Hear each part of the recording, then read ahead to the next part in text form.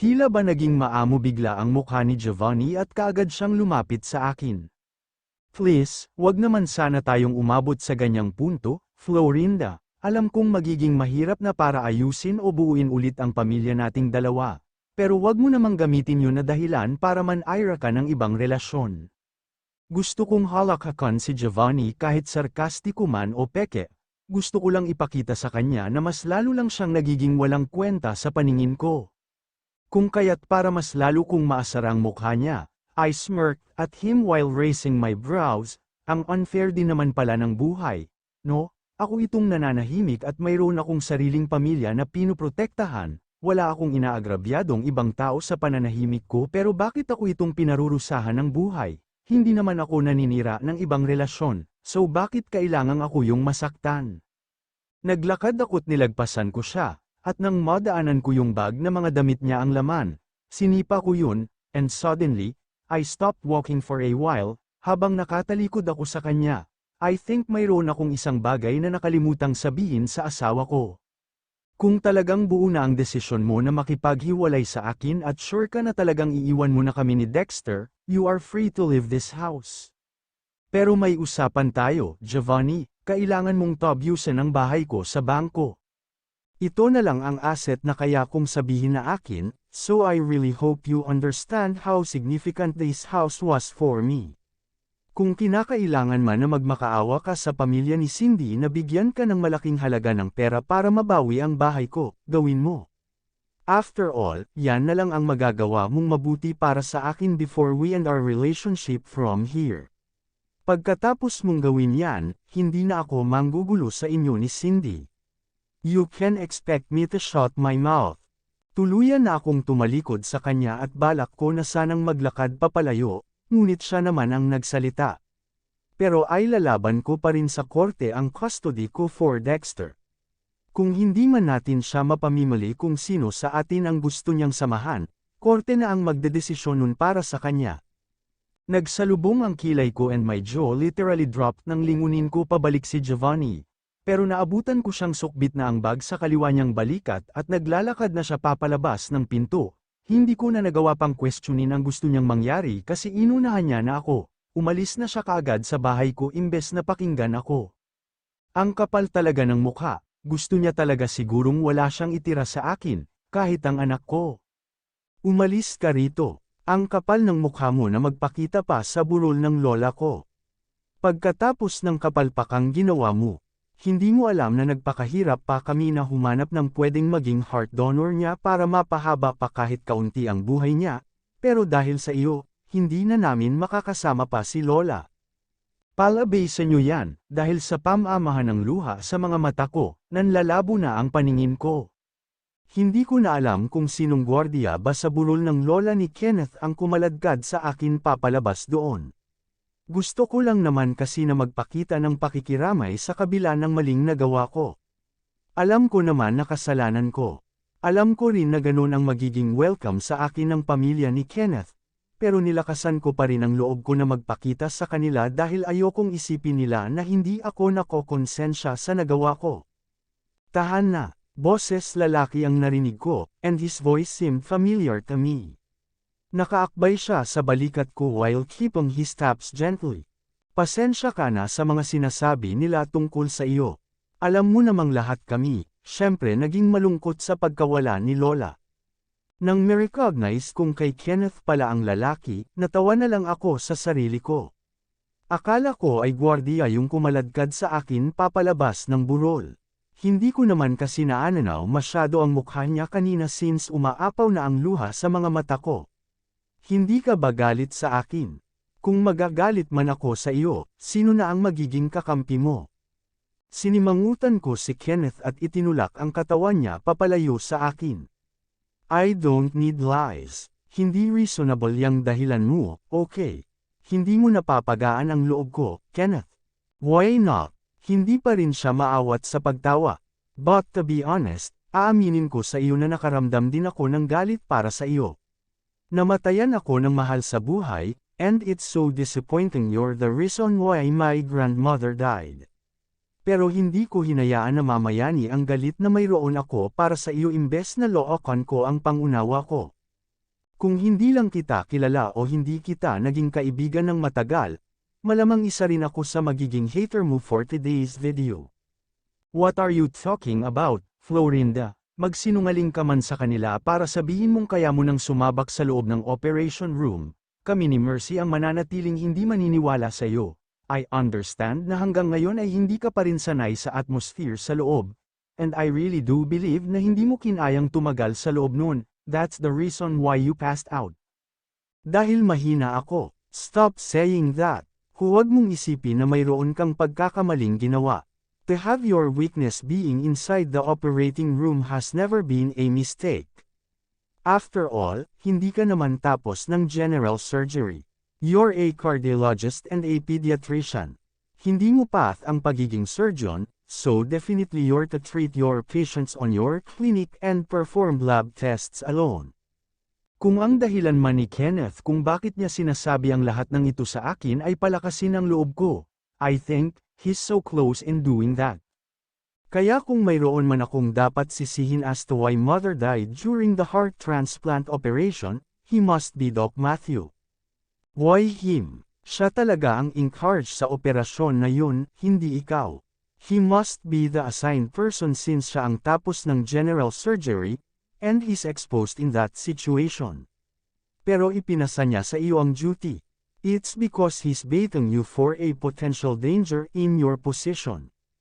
What? He set you up to perform a mistake and make a scene. In that way, magiging madali na lang sa kanya na mawala ka sa ospital, Florinda.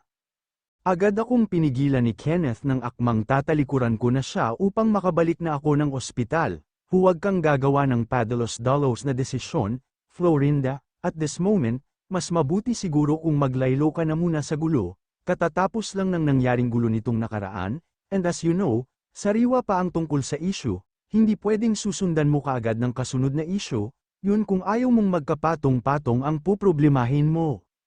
Wala naman akong gagawin. Kitang-kita ko ang panggigigil sa mukha mo, Florinda. Alam kong may plano kang sugurin si Doc Matthew ngayon, that's why I'm stopping you from here. Nakikiusap ako sa iyo. Don't make reckless decision. Suspinde ka sa ospital ngayon for a week and don't make your suspension become a termination pag nagpaapekto ka sa emosyon mo. Hindi ko alam kung anong kasalanan ko sa lalaking yun para parusahan niya ako ng ganito. Sa likod ng galit niya sa akin, hindi ko alam ang dahilan, so, hindi ko maintindihan kung bakit ginagawa niya sa akin ito, dahil mababaw lang ang luha ko. I cried out of frustration. Mahal ko itong trabaho ko, and syempre, ayaw kong mawala sa ospital, lalo na ngayon na kailangan ko ng pera. I paused for a moment nang ma-realize na muntik na akong makapag-open kay Kenneth ng problema ko about my relationship with Giovanni. Namumroblema ka sa pera, Florinda? Sinabi ko ba yun? Kaya mo hindi itinuloy kasi alam mong madalang kitang marinig na namumroblema ka sa pera. I admit, Kenneth's right, stable naman ang income ko dahil doktor ako. Sapat para sa akin ang pera na sinasahod ko to balance it sa personal and family use, nakakapag-savings pa nga ako, but now, sobrang wrong timing talaga na nasuspindi pa ako sa trabaho. Kailangan ko pa naman ng malaking pera para makakuha ng attorney na pwedeng humawak sa kaso namin ng asawa ko. About Dexter's custody, and also, I demand ako ng forgery si Giovanni for faking my signature mortgaging my property without my permission. Fine, mukhang wala na rin akong takas kay Kenneth. I think he also deserves to know about the truth. Besides, wala na rin naman akong nakikitang iba kong pwedeng pagsabihan ng problema ko kung hindi silang dalawa lang naman ni Mercy. Hindi ko kasi kayang lumapit sa mga magulang ko to tell my problems to them and ask for financial help. Magsasayang lang ako ng energy na puntahan sila because I know what will happen. Isisisi nila sa akin ang lahat. Besides noong una pa lang naman ay tutol na ang mga magulang ko na magpakasal ako sa isang lalaki na teacher ang profession. The nerve of that guy. Let me help you fix these things, Florinda. Ako nang bahala na gumastos sa kukunin mong attorney, and we'll work this out. Lahat ng pwedeng kaso na isampa kay Giovanni, isasampa natin. Okay, you know, I'm not okay if you're gonna waste your money for me. Why not? Para mapanatag ka, ganito na lang, isipin mong nanghihiram ka lang ng pera sa akin, pay the expenses when you have enough money, Okay, much better idea nga yun. So I agreed, hindi ko natatanggihan ang offer ni Kenneth sa akin kaysa naman ang manahimik lang ako sa isang gilid habang nakikita kong masaya si Givenchy sa bago niyang babae. Tapos ako, iniwan niyang nagdurusa at namumroblema kung paano mababawi ang titulo ng bahay ko. May lahing diablo talaga yang si Matthew, alam mo, kakarmayan din ng lalaking yan dahil sa mga ginagawa niya sa iyo. Sana nga, I really don't think on what grounds does that guy hate me so much. College pa lang tayo, inggit na kaya sa iyo ang lalaking yun. Bakit daw, hindi mo talaga alam? Mercy's face was unbelievably shown. Kasi naman favorite ako ng mga professors natin, ikaw rin ang top dogs inside the classroom, hindi ka maungusan ni Matthew, and that's why he planted much hatred towards you, until now. You're the favorite of our head. And I heard, you'll be promoted as the head doctor of the Department of Pediatrics. Saka alam ko rin na may deploy ka to be a professor sa isang med school.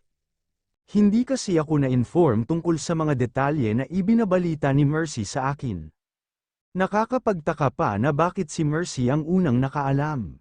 Narinig ko kasi yung usapan ni na Doc the other day, hindi ko na lang inisip pa sa si Kenneth dahil mas lalo lang akong ma-stress sa kanya. Pakialam ko ba kung hanggang ngayon pa rin pala ay inggit na inggit sa akin ang satanas na yun? What matters to me the most is that, I will be promoted and become a professor in a med school soon. Di ko inaakalang sa gitna ng unos, magkakaroon pa rin pala ako ng chance na masilayan ang pag-usbong ng makulay na bahaghari. Nabalik ako sa ulirat nang maramdaman kong siniko ako ni Mercy, kaya naman napatingin ako sa kanya, ngunit may ginunguso siya sa akin, sa harap namin. Good morning, Doc Florinda, bati sa akin ng nanay ni Cindy, si Doc Peewee. Kasama niya rin naman ngayon ang anak niyang haliparot. Hindi ka naka-uniform ngayon? Nakaka-insulto man ang tanong niya. But I managed to answer, I got suspended for a week, Doc. Oh, I'm very sorry to hear that. Sa OB po ba ang punta niyo? Nasa conference pa po kasi si Doc Wilma. Baka 30 minutes din po kayong maghintay. Oh, lumingon ito sa anak niyang si Cindy. Willing ka bang maghintay o bumalik na lang tayo, anak? Maybe. I think Cindy can wait. Nakangiting tiningnan ko si Cindy.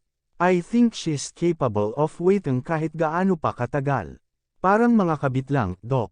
Ibinalik ko ang tingin sa nanay niya. Willing to wait sila na hintay ang magkaroon ng lamat ang relasyon ng lalaki, so in that way, hindi na sila number 2. Do you know who this mistresses move like? Ang asawa mo ba ay may kabit? Magugulat ka po ba kung sasabihin kong kasama mo yung kabit ng asawa ko, Doc? What do you mean? Kakabitan na po ng sphygmomanometer si Cindy, Doc. Check po muna natin ang blood pressure niya habang naghihintay na matapos yung conference ni Doc sa loob. While I crossed my arms around my chest after those two have left us, masama ang titig ko sa hangin. Pagkakataon ko na kasi para ibunyag sa nanay ni Cindy ang kagagan na ginawa niya, lintek naman kasi si Mercy, umiksena pa. Ano ba sa tingin mo ang ginagawa mo, Florinda?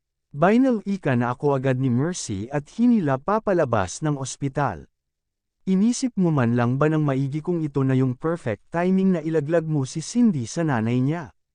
Kailan ba yung tamang panahon? Hindi ba karapatang malaman ng nanay ng malanding yun ang ginawa niya sa akin? I end up suffering kasi siya ang pinili ng asawa ko kaysa sa amin ni Dexter. Kunwari pa ang Cindy na yon na natatakot na baka hindi siya panag-utan ng tatay ng ama niya. Ang dali-dali lang namang paikutin ni Giovanni pag-usapang pera na. At least mabawasan man lang yung sama ng loob ko, gusto kong kamuhian at itakwil si Cindy ng mga magulang niya bilang anak nila, Mercy. Dahil once na mangyari, yun, wala na rin namang pagkukuhaan ng pera si Cindy. At yun ang gusto kong mangyari na mas gawing miserable ang buhay nila ni Giovanni. At pagsisihan din ni Giovanni na si Cindy ang pinili niya kaysa sa akin. Hindi ko naman ugaling man-ira ng pamilya, pero tuluyan na akong nilamon ng galit ko. Pakiramdam ko na pagkaisahan ako, niloko ako, sa kabila ng wagas na pagmamahal na ibinigay ko para kay Giovanni, hindi ko deserve na maloko. Hindi ko deserve na masaktan ng ganito. Naiintindihan naman kita, Ang point ko, hindi ba mas magandang sabay na lang malalaman ng mga magulang ni Cindy ang tungkol sa pagiging kabit niya? What do you mean? Mas magiging maganda ang palabas na panunuurin natin kung sabay na magagalit at madidismaya sa kanya ang mga magulang niya. Kung kay Doc Peewee ka lang magsasalita, magagalit yan, syempre, pero mama's girl yang si Cindy, malamang after magalit ng nanay niya sa kanya, gagawa ang mag-ina na yan ng paraan para hindi makarating sa tatay ni Cindy ang balita. Walking distance lang naman ang layo nito mula sa ospital. We all know that the CEO of Vista Prime is a very perfectionist and respected individual in the business world. Magiging kahihiyan sa pamilya niya if everybody knew about his daughter, isang kabit pala. Mukhang malapit ko nang makuha ang ibig iparating ni Mercy sa akin. And actually, I'm slowly loving her idea. At ito ang right timing na sinasabi ko sa iyo, Florinda. Imbes na si Doc Peewee lang ang pagbubunyagan mo ng katotohanan, hindi ba mas maganda kung mas maraming audience, mas exciting ang palabas? Nang makarating sa harap ng coffee shop, Mercy made my body faced her. Let's unravel her true colors on the exact day kung kailan I celebrate ng Nueva Villa ang 10th anniversary ng kumpanya. Mga negosyante ang nandoon at mayroon ding invited na mga press. This is the exciting part one can't wait to watch, para kaming mga tinakasan ng bait nang pumasok kami sa coffee shop. Sabay na sabay ang tawa naming dalawa, kasi tulad na rin nga ng binanggit ni Mercy, maski ako ay na-excite sa exciting part ng kwento. Hindi na rin ako makapaghintay pa na dumating ang araw na yun, although 4 days from now na lang naman ay magaganap na ang okasyon. May isang bagay lang talaga ako na pinuproblema sa ngayon kung anong kailangan kong gawin para maging invited sa annual party ng Nueva Villa. Hindi pa rin po ba nakakabalik from Ilocos si Papa? Napatigil ako sa paghihiwa ng gulay sa sangkalan. Ang ganda na kasi ng mood ko ngayong nakauwi na ako sa bahay, kaso hindi ko may kakailan na sinira ng tanong ni Dexter ang mood ko. Hanggang ngayon ay hindi ko pa rin nasasabi sa kanya na hindi na rito umuuwi si Giovanni. Hindi na siya uuwi dito, anak, nagsisimula na namang maglaglagan ang mga luha ko, kaya mula ngayon, huwag mo na siyang hanapin o hintayin. Bakit po, Mama? Nag-away ba kayo? Higit pa sa away ang nangyari, anak. Ayokong magsinungaling sa'yo dahil ayokong umasa ka sa kasinungalingang uuwi pa rito ang papa mo. Naghiwalay na kayo. Sobrang bigat sa kalooban na makita si Dexter na napakalungkot. Abot hanggang impyerno ang simangot sa kanyang mukha, at ang mga mata niya ay tila nakikiusap sa akin na sabihin kong nagbibiro lang ako. Bakit, Mama? Anong naging problema niyo? Inilapit ko siya sa akin at niyakap siya. Patawarin mo ako kung hindi ko managawang tuparin yung pangako ko sa iyo na magkakaroon ka ng buong pamilya. Sa likod niya, tuloy-tuloy na bumagsak ang luha ko. Sorry, anak. Alam kong nasabi ko sa inyo noon na pareho ko kayong ayaw mawala ni Papa sa tabi ko. Pero kung hindi na kayo masaya o masyado nyo nang nasasaktan ang isa't isa, maiintindihan ko naman po kung kinakailangan talaga na mag-divorce na kayo ni Papa. Pero, Mama, ang gusto ko pong malaman, ano pong dahilan? Hindi ko alam kung saan ako magsisimula. Baka kagaya ko, mapuno lang din ng galit sa puso niya si Dexter once na sabihin ko sa kanya ang totoo na babaero ang tatay niya. Higit sa lahat, ang malaman niyang hindi lang pala isang kabit ang mayroon si Giovanni. Dexter, wag mo na lang alamin. Kung dahil kay Tita Cindy, kasalanan ko po. Tumakbo si Dexter sa akin at yamakap. Noong family day po sa school ko na hindi ka naka-attend dahil busy ka po sa ospital, siya po ang sumama sa akin kasama si Papa at doon sila nagkakilala, Mama.